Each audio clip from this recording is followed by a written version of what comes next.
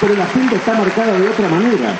La agenda está marcada de una forma muy sesgada y lo recogen todos los medios, esa exposición dominante.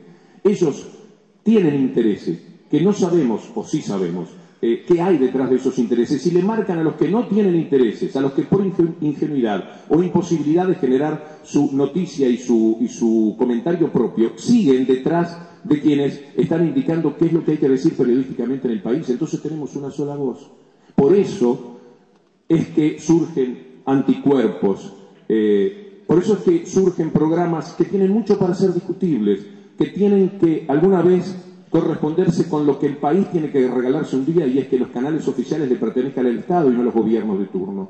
Tiene que ocurrir que un día haya un parlamento que designe el director de los medios que son públicos y que sea responsable frente a ellos. Ese es un sueño, pero hasta ahora no ha sido posible. Entonces, uno puede objetar que 678 surja en el canal oficial. No es lo ideal, no es lo lógico, pero ¿dónde? Si no era en el canal oficial. Y lo que surge de 678, el fenómeno en el que el programa se ha convertido, y yo soy de los que menos lo ha visto, aunque soy de los que más ha aparecido, según me cuentan siempre, el fenómeno del programa tiene que ver con que con esta información sesgada y falsa asfixiaron a la gente, envilecieron la noticia, deshicieron la credibilidad del periodismo. La gente en determinado momento dijo: basta, no podemos más de tanta mentira, nos están llevando por delante los mecanismos más sensibles de la inteligencia humana, no podemos soportar. Y como consecuencia de esto brota por sí solo el anticuerpo de 678 para decirles: señores, esto no es tan así. Tendrá sus defectos el programa, tiene muchísimas cosas que podemos criticar, y yo mismo en alguna ocasión he sido víctima de una idea que yo sentí que era equivocada de parte de ellos. Pero lo que no cabe ningún tipo de duda es que ha venido a poner una vereda de enfrente, de la única vereda informativa que tenemos. Ya está. Ya no me vas a mejorar. Esto es todo. La vereda del frente, la del poema de Borges, la que no estaba en Buenos Aires cuando la fundaron, no estaba ahora en el periodismo. Apareció una vereda de enfrente, porque los que tratamos de mantener una cierta equidistancia, aunque a veces hay dificultades, porque es tan fuerte el rechazo que a mí me provoca el periodismo que se practica en estos tiempos, sobre todo después de la ley de medios, que uno en el rechazo a esa luz de pronto parece que queda más cerca de lo que puede ser el gobierno, de lo que pueda ser el oficialismo. Y en realidad es que es muy fuerte el rechazo que provoca eso que estamos padeciendo, porque los que amamos el periodismo, los que amamos esta actividad como una de las más éticas posibles, porque la política obliga a tragarse sapos, la abogacía obliga de pronto a defender a quien uno de ninguna manera caminaría por esa vía de la vida de la persona que tiene que defender. El periodismo es una profesión que se basa, si la ejecutamos bien, en valores éticos, en valores morales. Es una profesión absolutamente maravillosa. La han envilecido. Y esto ocurrió sobre todo a partir de la ley de medios. La experiencia personal que yo tengo es que cuando surgió lo de las AFJP, fíjense ustedes cómo son los intereses los que juegan en la ley de medios. La AFJP, lo que el gobierno hizo, es posiblemente la decisión desde el punto de vista social, distributivo, de lo que llamamos, lo que el gobierno interpreta como el modelo, la más importante.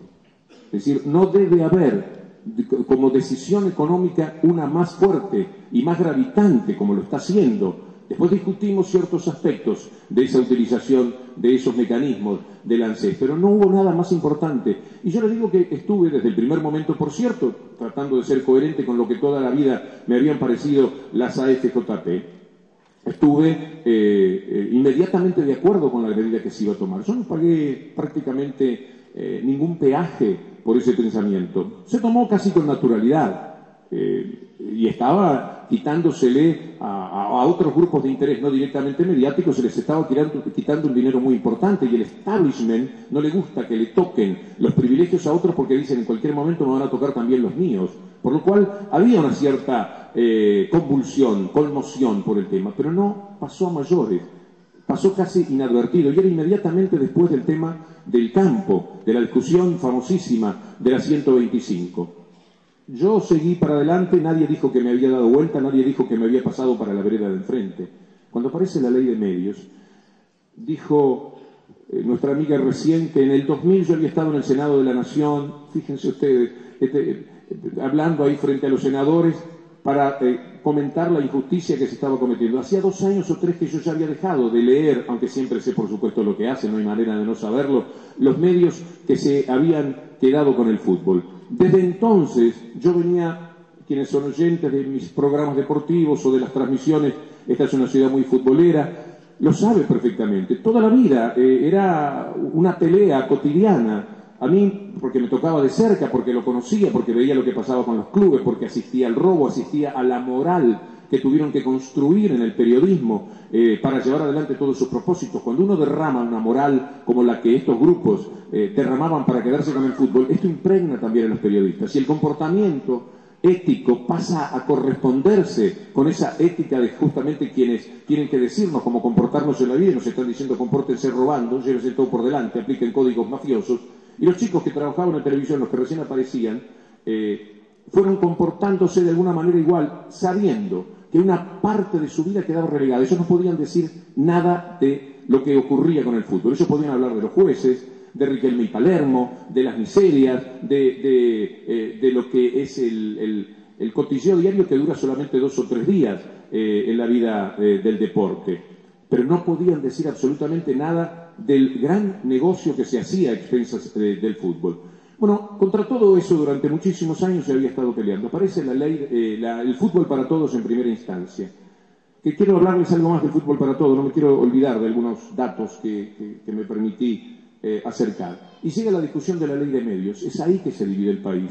El antes y después de este tiempo moderno de la Argentina es la ley de medios. ¿Y saben qué ha ocurrido? Ha ocurrido que la gente joven, ustedes la mayoría son jóvenes, mírense, que detesta la hipocresía y que detesta la mentira, sin saber muy bien quizás las connotaciones de la ley, sin haberla leído totalmente, se dan cuenta que la ley está luchando contra una gran mentira y contra una gran hipocresía. Son fundamentalmente los jóvenes los que están sosteniendo la alegría de esta lucha por la ley de medios, porque la lucha es una lucha de inmensa alegría. Y no se dan cuenta quienes han dividido las aguas tan tajantemente, que lo que el periodismo que tiene intereses para defender, estos que he comentado y muchos más, lo único que se le ocurrió alimentar es el odio. Todos los días proyecta una circunstancia de odio, todos los días crea para los demás medios desde la posición dominante un tema con el que tenemos que lidiar permanentemente. Un día es la inseguridad. Matan 2 personas en una semana en una sociedad desigual de millones y millones de habitantes. 2 personas mueren. Bueno, entonces el tema es la inseguridad. No se puede vivir en el país. Y no falta nunca una estrella que dice, porque le sacan algo de lo muchísimo que ha ganado, que se queja y dice, en este país no se puede vivir. Entonces con todo eso construyen una idea mediática muy fuerte. Otro día es la pobreza. La Iglesia descubrió que hay pobres. Viven ellos entre los pobres. Permítanme, no quisiera